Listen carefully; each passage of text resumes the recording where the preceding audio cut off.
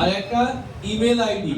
ওখানে যখন রেজিস্ট্রেশন করবেন মোবাইলে এবং আপনার ইমেলে ওটিপি যাবে, পরিষ্কার? ওটিপি গেলে রেজিস্ট্রেশন হয়ে যাবে, ওটা পুট করলে তারপরে অ্যাপ্লিকেশন শুরু হলো। মনে রাখবেন সিটিজেনশিপ আইন শুধু 6B ধারা নিয়ে কথা বললাম। সিটিজেনশিপ আইনের সংবিধানের সেকেন্ড পার্টে আছে, সেকেন্ড পার্টে 5 থেকে 11 পর্যন্ত আছে, সেটা বললাম না, সময় নেই। ওটা এসআইআর এর সঙ্গে যুক্ত, এসআইআর এর সঙ্গে যুক্ত, সেটা পরে বলবো। বাই বার্থ ইন্ডিয়ান কখন হওয়া যায়? ভারতবর্ষে জন্মগ্রহণ করলেই কিন্তু ভারতের নাগরিক হওয়া যায় না।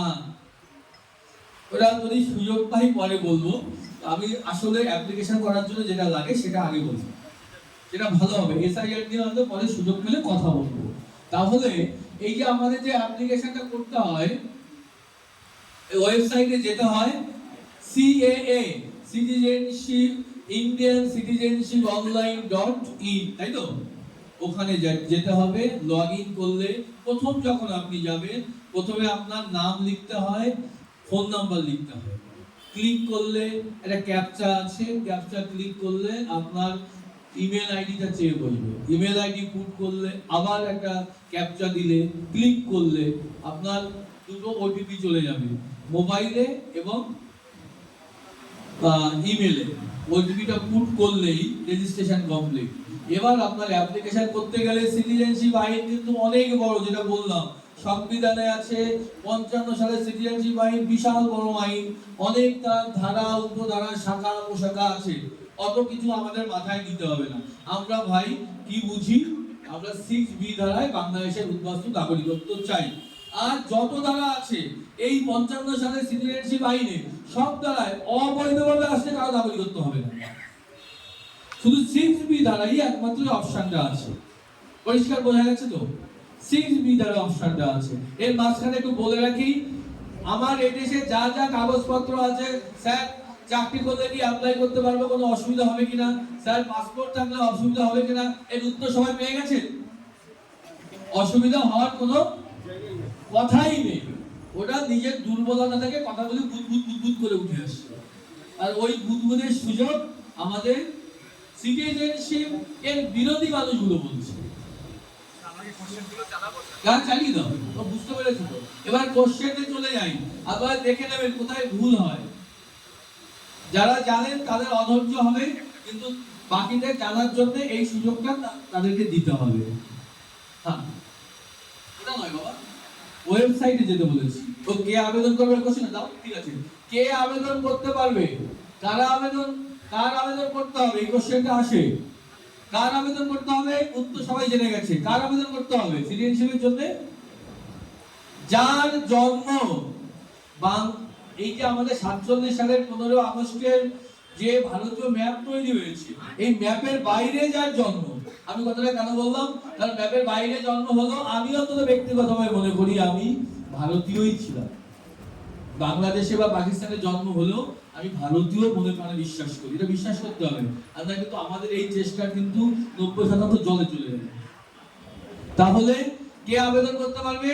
যার জন্ম এই 47 সালের 15 আগস্টের এই যে ভারতবর্ষ, এই ভারতবর্ষের জিওগ্রাফিক্যাল লোকেশনের বাইরে হয়েছে, বাংলাদেশে হয়েছে, সেই আবেদন করতে পারবে। পরিষ্কার হয়েছে? এবার আপনি বুঝতে পেরেছেন তো কে আবেদন করবেন? এবার প্রশ্ন আসবে, পরিবারে কি একজন করবে? আছে, কোশ্চেন আছে, কষ্ট কমিয়ে দিয়েছে। আচ্ছা, আমার ভোটার কার্ড, আধার কার্ড, পাসপোর্ট, চাকরিটাও লিখে দিও, চাকরি করি আছে। আচ্ছা, আমার কি আবেদন করতে হবে? এই আমাদের টিম বসে বসে করে এগুলো, বাড়িতে রাত জেগে জেগে কাজ করে। এর উত্তর কি হবে? আমার কি বলে দিতে হবে কিছু? আরে কথা বলেন না কেন, আমি বুঝবো কি করে? আরে জানেন এতক্ষণ আমি কি বকবক করলাম? যা কিছু হোক না কেন আবেদন সবারই করতে হবে। কে আবেদন করবে? যার জন্ম ভারতবর্ষের মাটিতে হয়নি। তাহলে আপনারা ঠিক করে দেন কার কার জন্ম তো হয়নি, বাবা ছেলে একই পরিবারের সব গল্প দেয়। যার হয়নি সেই আবেদন করতে পারবে। করবেন কিনা সেটা আপনার সিদ্ধান্ত, কিন্তু অধিকার আপনার আছে। আচ্ছা বেশ, আমার বাবা মা বাংলাদেশে থাকে, আমি কি ভারতীয় নাগরিকত্বের জন্য অ্যাপ্লাই করতে পারি, নাগরিকত্ব পেতে পারি? এই দাদা বলছে পারি না, কেন? ওনার মনে দুর্বলতা রয়েছে, বাবা রয়েছে বাংলাদেশে, আমার পৃথিবীর যে কোনো দেশেই থাকতে পারে। আমি ভারতবর্ষে এসেছি, বাংলাদেশ আমার দুটো শর্ত, হিন্দু হতে হবে, বাংলাদেশ থেকে আসতে হবে। আমার বাবা আসেনি, আমি এসেছি, আমি অ্যাপ্লাই করতে পারবো, বাবা পারবে না। তাহলে বাবা মার কোন দেশে থাকে তারপরে আমার নাগরিকত্বের অ্যাপ্লিকেশনের কোনো সম্পর্ক নেই। পরিষ্কার বোঝা গেছে তো? নেক্সট, আমি 14 সালে 31শে ডিসেম্বরের পরে ভারতে এসেছি, আমি কি আবেদন করতে পারবো? আপাতত 14 সালের 31শে ডিসেম্বরের আগের একটা কাগজ লাগবে অ্যাপ্লিকেশন করার জন্য। আমি কি বোঝাতে পেরেছি? বেশ, এরপরে মাইকে এরপরে আর বলতে পারবো না। নেক্সট, তারপরে তাহলে উনি করতে পারবেন না, ওনার মাথায় তো গোবর তোলা, এছাড়া কি বলবো? আপনি আপনি ফোনোলজি বুঝুন, কথার টন বুঝুন, কথা বুঝুন, কি বলতে চাইছি মাথায় নিন, খালি ভয় পাবেন না। আচ্ছা, আমি বাবা মা সবাই বাংলাদেশ থেকে, আমি বাবা মা ভাই বোন সবাই বাংলাদেশ থেকে 14 সালের 31শে ডিসেম্বরের আগে এসেছি। আমার বাবা নাগরিকত্ব পেলেই কি আমাদের সবার নাগরিকত্ব হয়ে যাবে? বাবা যদি অ্যাপ্লাই করে ছেলে মেয়েদের কি হবে? হবে না, কারণ আমার জন্ম যদি বাংলাদেশে হয় তাহলে আমাকেও অ্যাপ্লাই করতে হবে, সবাই অ্যাপ্লাই করতে হবে। বুঝতে পেরেছেন? বোঝা গেছে? তাহলে বাবা মা করলে প্রচুর হাজার হাজার কোশ্চেন আসে, সেই কোশ্চেনের উত্তর কিন্তু দেখবেন প্রায় সবার কোশ্চেনের উত্তর এর মধ্যে আসে। বেশ, তারপরে সবারই অ্যাপ্লাই করতে হবে যার জন্ম বাংলাদেশে হয়েছে বা পাকিস্তানে হয়েছে। আমি সরকারি চাকরি করি, এটারই ভয় বেশি, এটা করলে আমার চাকরি থাকবে তো? চাকরিজীবী কেউ আছেন এখানে? চাকরি থাকবে? আর জোরে দাঁড়িয়ে বলুন, কেন থাকবে? আপনি তো ইন্ডিয়ান সিটিজেন, তো সে যেদিন এসে সেদিন থেকেই হবে। তাই চাকরি তো এসে তার বাংলাদেশ থেকে আসার আগে তো চাকরি পাননি, আসার পরে পেয়েছে। আইন বলছে আপনার সুযোগ সুবিধা কিছুই যাবে না অ্যাপ্লিকেশন করার জন্য, তাহলে আপনি তো নাগরিক তো সেই প্রথম দিন থেকেই। তাহলে চাকরি কোনো প্রভাব পড়বে না। সবাই মুখে মুখে ভয় দেখাবে তুমি অ্যাপ্লাই করো না, কারণ ভোটের বাক্সে ভোটের রাজনীতি হচ্ছে, তুমি যদি সিটিজেনশিপ পাও, এই মাস্টার মশাই এখানে বক্তব্য আছে, রাজনৈতিক কথা বলছে না, কিন্তু ভোটের বাক্সে অন্ধকারে গিয়ে এই সার্টিফিকেটের কথা মনেও করতে পারে, এইটা বিরোধীরা ভয় পায়, ওই জন্য ভয় দেখায়। বেশ, তারপরে আমি পেনশন বৃদ্ধ, ওই আপনার ওই উত্তরটা আছে, আমি পেনশন বৃদ্ধ ভাতা লক্ষ্মীর ভান্ডার ইত্যাদি সুযোগ সুবিধা পাই, ওই যে রাইটস এন্ড প্রিভিলেজেস, আবেদন করলে এগুলো কি বন্ধ হয়ে যাবে? কোথায় বলেছে? আইনে বলেছে। তাহলে কে কোথা থেকে ফুসফাস ভয় দেখাচ্ছে? কে কোথা থেকে ফুসফাস ভয় দেখাচ্ছে? তাই থেকে কি ভয় পাওয়ার কোনো আইনি কোনো ব্যাখ্যা আছে? তাকে শুধু অনুরোধ করবেন, আপনি যে বললেন পাবে না, এটা কি আপনার ব্যক্তিগত মন করা কথা নাকি আইনে কোথাও লেখা আছে?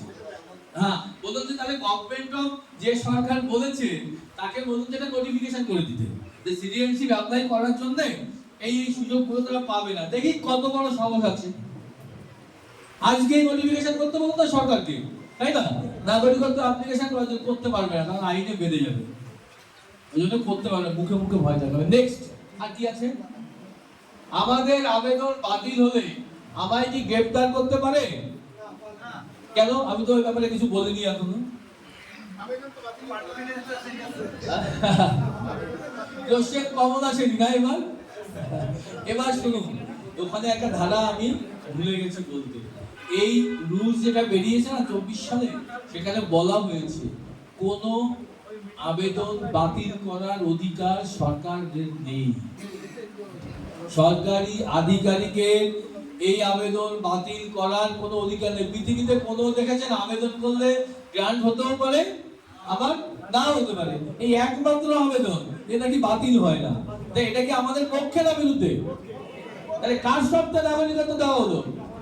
এই ইউটিউবার ভাই, ফেসবুকে ভাইদের বলবে যে উদ্বাস্তুদের শর্তে নাগরিকত্ব দেওয়া হয়েছে, বিনা শর্তে নয়, বিনা শর্ত থেকে আরো এগিয়ে গেছে গাইডটা। সেটা আপনারা কাইন্ডলি মানুষকে জানাবেন, যারা প্রচার করবেন তারা। তাহলে বলো না না, আগেরটা কি বলছিলাম যেন, যে নাগরিকত্ব তাহলে কি দাঁড়ালো, অ্যাপ্লিকেশন করলে ওটা কি হয়, তাহলে অনেকেই তো পায়নি এখনো, অনেকেরটা তো হচ্ছে না, তাহলে তার আইনি ব্যাখ্যা কি?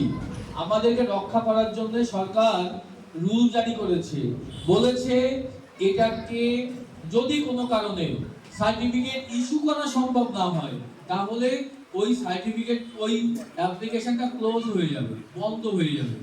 বন্ধ হওয়া মানে না দেওয়া নয়, আপনি আবার অ্যাপ্লিকেশন করতে পারবেন। কিন্তু মনে রাখবেন, একসাথে দুটো অ্যাপ্লিকেশন লাইভ থাকবে না, তিনবার হেয়ারিং এ ডাকবে আপনাকে। ধরুন আপনি ভেবেছেন যে এই কাগজটা আপনি আনতে পারবেন, বা এমনি অ্যাপ্লিকেশন করেছেন, ভুল হয়েছে, তাও আপনাকে তিনবার ডাকবে বারাসাত থেকে বা ডিস্ট্রিক্ট হেডকোয়ার্টার থেকে। তিনবার ডাকার পরে, তিনবার ডাকার সুযোগ দিতে হবে, ডাকার পরে অ্যাপ্লিকেশনটা অটোমেটিক বন্ধ হয়ে যাবে, রিজেক্ট হবে না। বন্ধ হওয়ার পরে নতুন অ্যাপ্লিকেশনের জন্য আবার করবেন। একসাথে দুটো অ্যাপ্লিকেশন কিন্তু চলতে থাকবে। ধরুন আপনার নাম এক্স, আপনি আজকে একটা অ্যাপ্লিকেশন করলেন, আবার এক মাস পরে বাবা ভুল হয়ে গেছে, আবার একটা করি, তাহলে ওই দুটো অ্যাপ্লিকেশন একই ব্যক্তিকে কেউ আপনি ডাকতে থাকবে, তখন কিন্তু এটা কিন্তু একটা ভুল হবে আমাদের। সেই জন্য একটা ক্লোজ না হওয়া পর্যন্ত আর একটা অ্যাপ্লিকেশন করা যাবে না। অনেকক্ষণ বলে ফেললাম, আর কি দেখাতে হবে বলো? আর দেখাবো না, আপনি কোশ্চেন করবেন। আমার আবেদন বাতিল হলে আমায় কি গ্রেফতার করতে পারে? কেন? বাতিলই তো হয় না। আরে কোশ্চেনের উত্তর ঠিকঠাক দিতে হবে, আবেদন তো বাতিলই হয় না, তার গ্রেফতার হবে কি করে? আইনটা এত সুন্দর করে দেখুন মাথা থেকে তৈরি করেছে। নেক্সট, আমি নাগরিকত্ব নিলে আমার বাংলাদেশের সব তথ্য পেয়ে যাবে, পরে আমায় সেগুলি নিয়ে বিপদে ফেলবে না তো? এটা কোনো ফাঁদ নয় তো?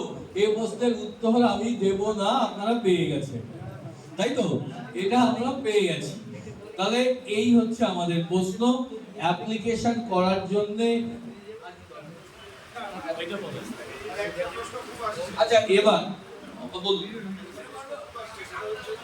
আচ্ছা প্রশ্ন উত্তর পাবো চলে যাবো। একটা প্রশ্ন বললাম কি আসছে, সেটা হচ্ছে যে এই যে মাধ্যমে যে নাগরিকত্ব পাচ্ছে, এই নাগরিকত্বের সাথে কোনো নাগরিকত্ব কোনো হ্যাঁ বলছি, নাগরিকত্ব ঠিক আছে, খুব ভালো কথা বলেছে।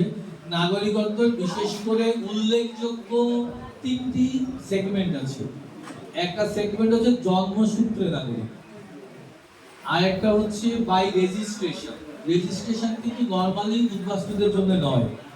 রেজিস্ট্রেশন হচ্ছে ধরুন এইখানে কেউ বাংলাদেশ থেকে বৈধভাবে এলো, এসে এখানে কোনো কোম্পানিতে চাকরি করলো বা বেড়াতে এসে বিয়ে করলো, সেটা ভারত সরকারকে জানালো যে আমি বাংলাদেশের থেকে এসে বৈধভাবে এসে বিয়ে করেছি, আমি আমার স্বামী স্ত্রী একসঙ্গে ভারতবর্ষে থাকতে চাই। নাগরিকত্ব নয়, 7 বছর একসঙ্গে থাকতে হবে এবং সরকার তাকে লং টার্ম ভিসা দেবে, এলটিভি বলে। এইভাবে বৈধভাবে 7 বছর থাকার পরে তিনি নাগরিকত্বের জন্য অ্যাপ্লিকেশন করতে পারবেন। আরো অনেকভাবে করতে পারেন। কেউ ধরুন কোনো বিদেশি সংস্থা এখানে দীর্ঘদিন চাকরি করছেন বৈধভাবে, তিনিও নাগরিকত্বের জন্য রেজিস্ট্রেশনের জন্য অ্যাপ্লাই করতে পারেন। তাহলে এটা হচ্ছে এক ধরনের নাগরিকত্ব, এক ধরনের জন্মসূত্রে, এক ধরনের বাই রেজিস্ট্রেশন, আর এক ধরনের হচ্ছে বাই ন্যাচারালাইজেশন। আমাদের 6B হচ্ছে ন্যাচারালাইজেশন, দীর্ঘদিন ধরে। ন্যাচারালাইজেশন মানে কি? প্রকৃতস্থ হয়ে গেছে, দীর্ঘদিন ধরে এখানে বসবাস করতে করতে ভারতীয়ই হয়ে গেছি আমরা, তাই সার্টিফিকেটটা দিচ্ছে। আইনগতভাবে তিনটি এক, জন্মসূত্রে সে যা যা অধিকার আছে, বাই রেজিস্ট্রেশন তাদের একই অধিকার আছে, ন্যাচারালাইজেশনের একই অধিকার আছে। শুধু একটা পার্থক্য আছে, সেটা আমাদের ক্ষেত্রে প্রযোজ্য নয়। বাই ন্যাচারালাইজেশন আর বাই রেজিস্ট্রেশন, নাগরিকত্ব পেলে যেদিন থেকে নাগরিকত্ব পেয়েছে তার 2 বছরের মধ্যে যদি 2 বছরের মেয়াদের সাজা হয় এবং সাজাটা খাটেন আপনি, কেমন, তাহলে কিন্তু নাগরিকত্ব চলে যেতে পারে। আমাদের তো তা আমাদের ক্ষেত্রে প্রযোজ্য নয়, কারণ নাগরিকত্ব পাচ্ছি তো সে 80 সাল থেকে দিচ্ছে আজকে, অর্থাৎ আমাদের ক্ষেত্রে এই আইনটুকু প্রযোজ্য হলো না। ঠিক আছে, অতএব নাগরিকত্ব ন্যাচারালাইজেশন হোক, রেজিস্ট্রেশন হোক, বাই বার্থ হোক, যাই হোক না কেন, একই সব, একই সব। কোনো কিছুতে কোনো সমস্যা নেই। পরিষ্কার বোঝা গেছে? আর একটা আছে যে ওভারসিজ যে নাগরিকত্ব, সেটা নিয়ে আলোচনা করবো না, এখানে কেউ তার আওতায় পড়ে না। ওটা অতি উচ্চ শিক্ষিত যারা বিদেশে থাকেন তাদের ক্ষেত্রে ওটা আমরা আরো দু একটা আছে, সেটা বলবো, দরকার নেই, অপ্রাসঙ্গিক। আর কি প্রশ্ন আছে? ঠিক আছে, আমরা তাহলে ওখানে বসে আপনাদের কোশ্চেন গুলো আপনারা দিই।